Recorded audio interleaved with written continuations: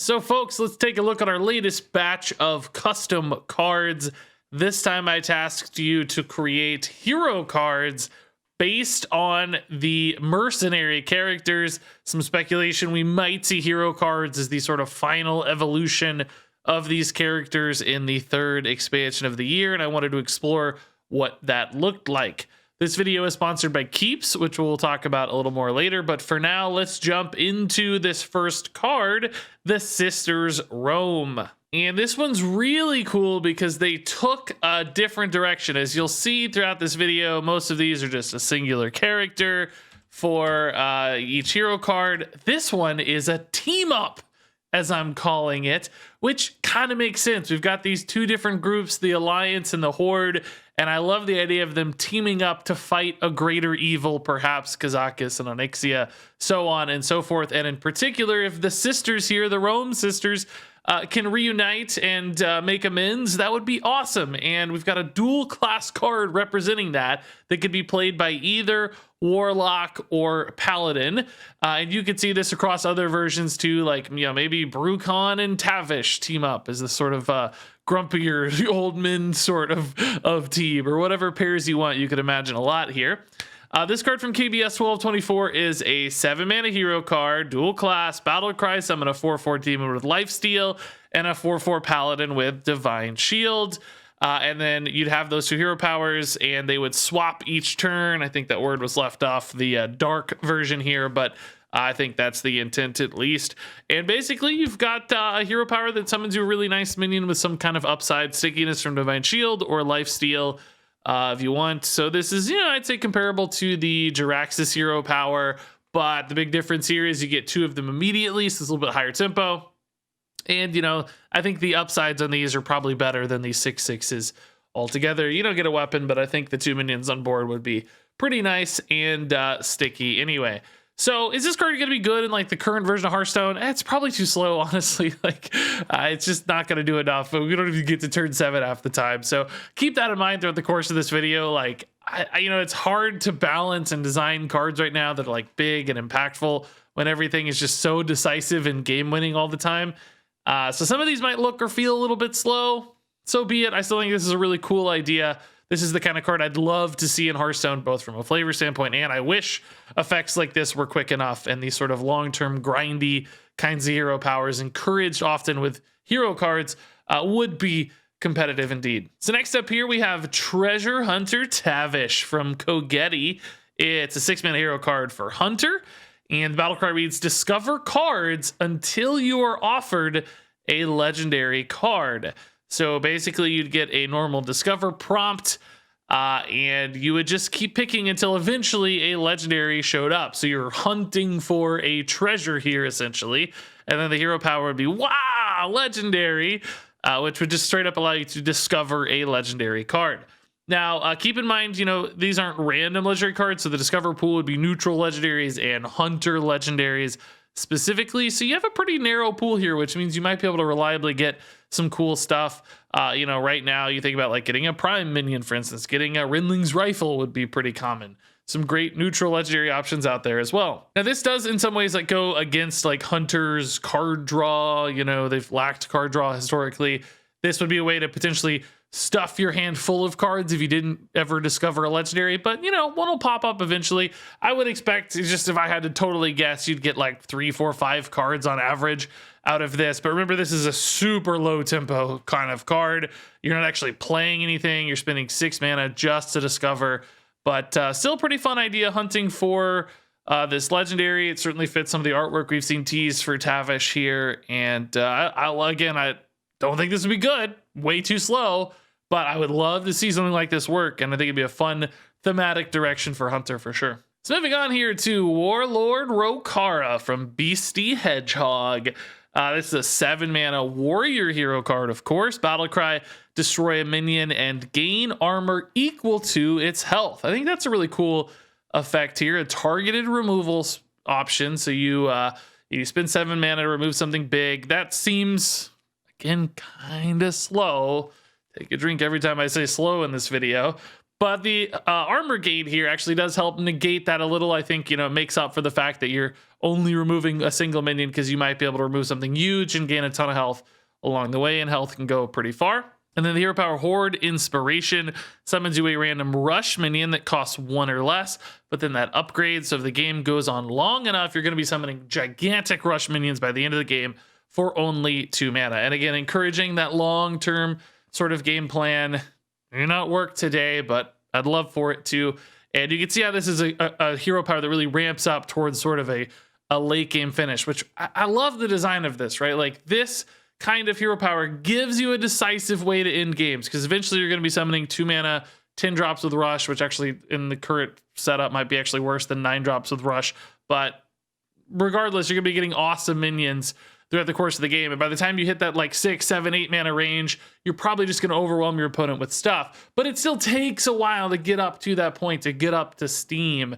I kind of wish the win conditions we had from the Questlines right now modeled that. It seems like, as soon as you play them, which you're doing by turn 7, for instance, with Laurel or Kara, they just 1 or 2 turns later, everybody's dead. They don't take as much time to get up to steam, other than finishing them, of course, but you're getting rewards along the way. You're playing them early, so you'd still be playing them sooner than, say, a just 7 mana hero card. So anyway, this is a model I think I'd like to see for win conditions to follow. So really fun, cool design here yet again. So next up here, we have Tamsin the Vengeful from Mike Rue. It's a 7-mana hero card for Warlock, and it has Battlecry. Shuffle 10 Seals of Malice into your deck, and then when you draw a Seal of Malice, it's a cast when drawn card that curses a card in your opponent's hand. They have 1 turn to play it.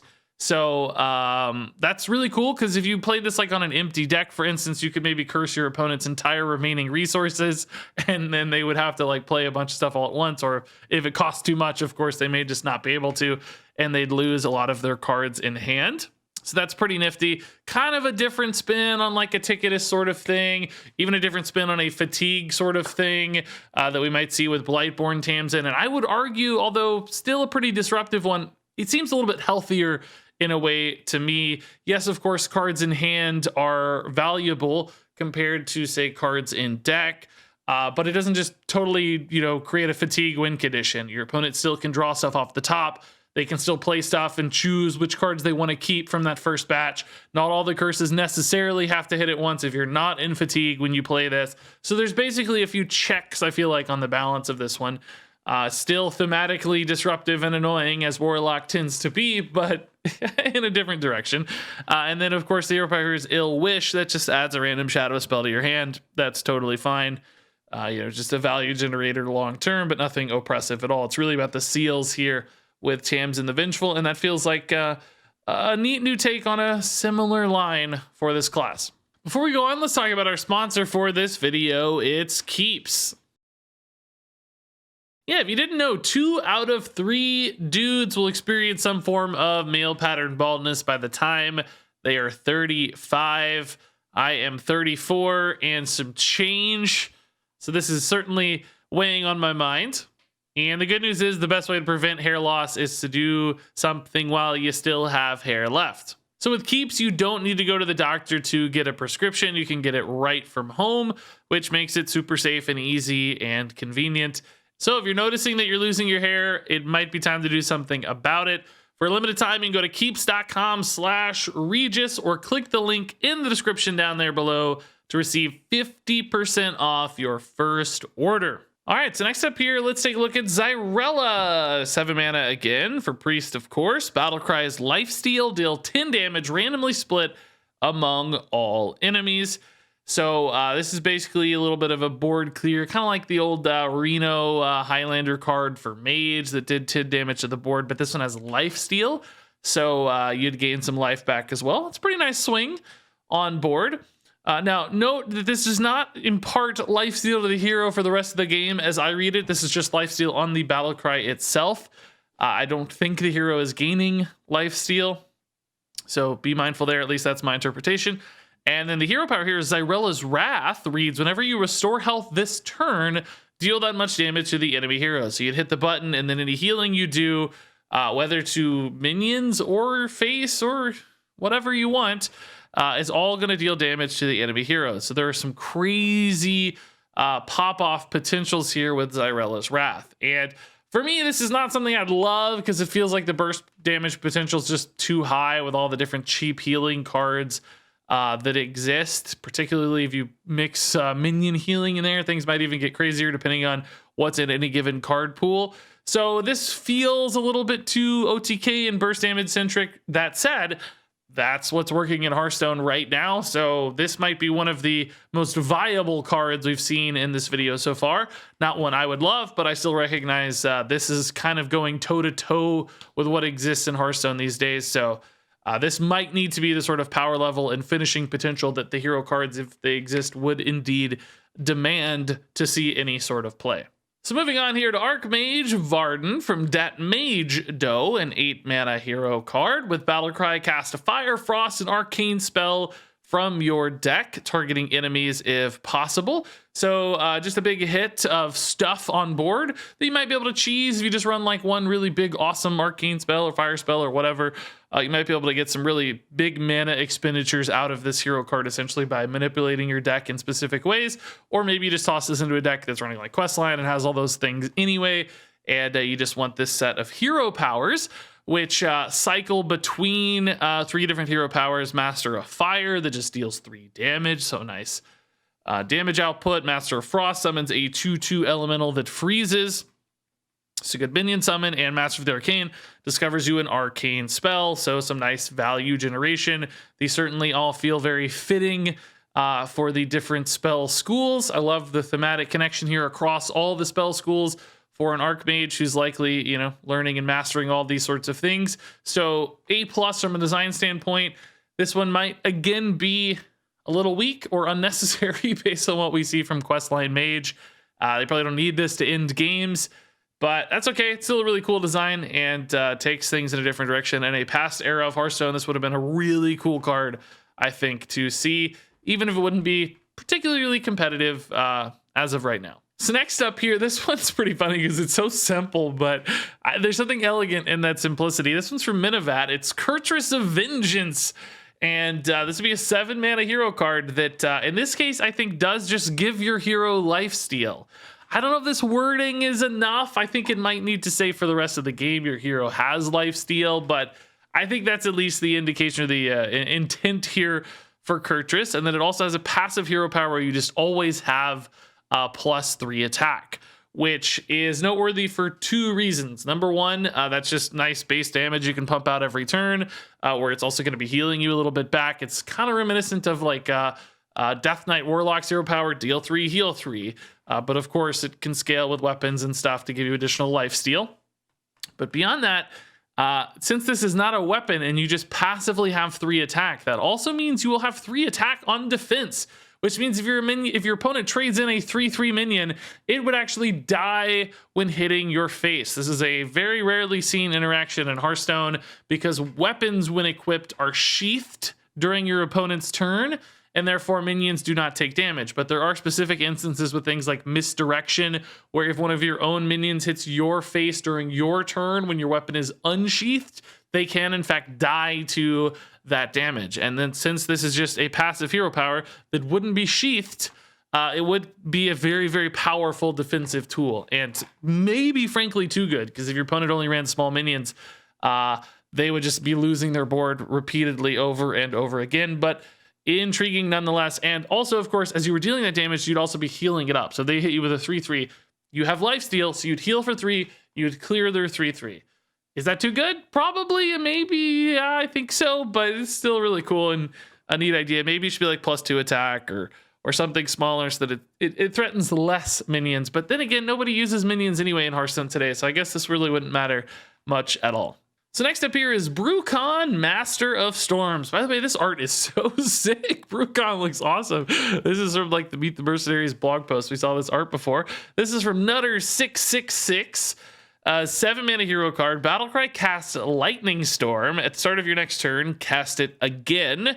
So essentially a couple board clears bundled here into Brucon, so you have a little bit of stabilization perhaps, and you play this one, and then you get this insane hero power, Storm Surge for 2 mana, deal damage equal to your overloaded mana crystals, then unlock them. So this is basically Overdraft, the card, but fused into a hero power that you have every single turn, which if you're casting Lightning Storm, you're going to have some overload potentially right away.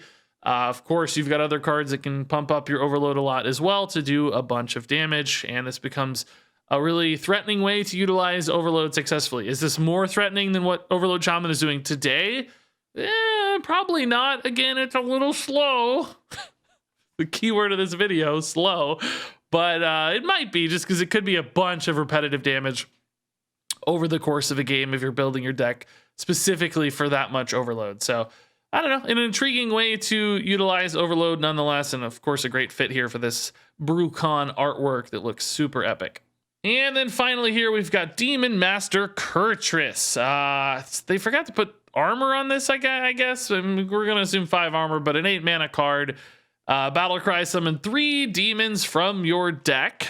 So big old board swing potentially, particularly if you have big demons in Demon Hunter. Maybe a little broken specifically with like Illidari Inquisitors, but yeah, so be it. That's Hearthstone. That's what you need to win. You got to do it. And you also have a hero power here. Summon a random demon that costs 5 or more. So that's not from your deck. That's just a random demon that exists in the Hearthstone pool. So you're getting a big demon for your hero power. That feels pretty strong, right? Because you get some powerful effects. You get like 10-drop demons and stuff. I'm not sure it's not necessary, though, because you just need really powerful plays if you're going to go late into a game. This would grind out like any other control deck that didn't have a similar sort of hero power, because it's just way better than Jirax's hero power, for instance, and probably even better than those 4/4s we saw earlier, because the power spikes or potential like the Ancient Void Hounds and stuff could just be absolutely insane for 2 mana. Plus, this has a pretty high tempo play too, with this 3 demons right away. If you build your deck specifically for that, 3 giant dudes on turn 8 could be pretty darn powerful. So I you know, at first glance I thought, man, the power output on this card is insane. But then again, it's 8 mana. You need really big plays and big swings to make 8 mana cards like this one worth it. So I'm not sure it's out of whack. What do you think? Is this too good, or is it just what's necessary? Would you ever even be able to play this? I'm not sure, but I love the approach of big Demon Hunters, and this might be the kind of card that would finally get that deck, that core of big demons in Demon Hunter, over the hump, because this would be a very, very powerful way to utilize those big demons in deck. So yeah, there you go. That wraps it up for these particular custom cards. I think we got some pretty sweet stuff here, some cool designs. So for next time around, I want you to design some Titan themed cards. They can be anything you want, hero cards, minions, whatever, as long as it's Titan themed, because we did get a tease that Hearthstone might eventually make a Titan themed expansion. So if you need more information on that, check the description down below to submit your cards. We'll also try to include some reading on who the Titans are. You can toss Sargeras in there too. Of course, he's a Titan in one way or another. So look forward to seeing those. Thanks again to our sponsor, Keeps. Be sure to check that link in the description as well. And thanks for watching. And until next time, game on.